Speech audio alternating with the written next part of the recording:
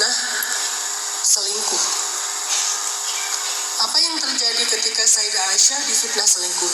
Sayyidah Aisyah minta izin kepada Nabi untuk nginep di rumah Abu Bakar, tidak di rumah Nabi. Kenapa? Karena Sayyidah Aisyah bahkan lagi belum siap ketemu Nabi, lagi pengen sendiri banget. Sehingga kalau misalnya di rumah nggak ketemu Nabi kan rasanya kayak nggak nyaman gitu ya, nggak sopan. Akhirnya Sayyidah Aisyah izin ke Nabi, ya Rasulullah, bolehkah saya nginep beberapa hari di rumah ayah saya, di rumah Abu Bakar?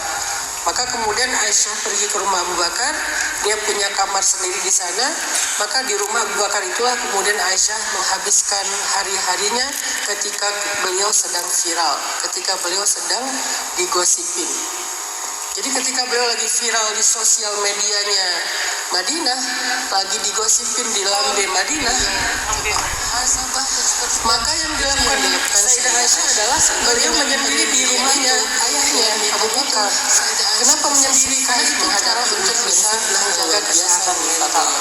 Bukannya beliau ke pasar, bukannya beliau nongkrong sama ibu-ibu, bukannya beliau berkomunikasi dengan orang lain, malah beliau menyendiri untuk minimal beliau menjaga difitnah gara-gara hamil tapi nggak punya suami yang rendah, bla bla bla.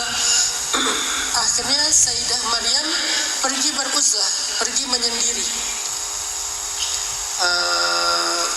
Kalau kita baca di surat Maryam itu ada ayat misalnya fahamalathu fantabazat bihi makanan qasiyya. Ketika Sayyidah Maryam hamalat itu artinya hamil.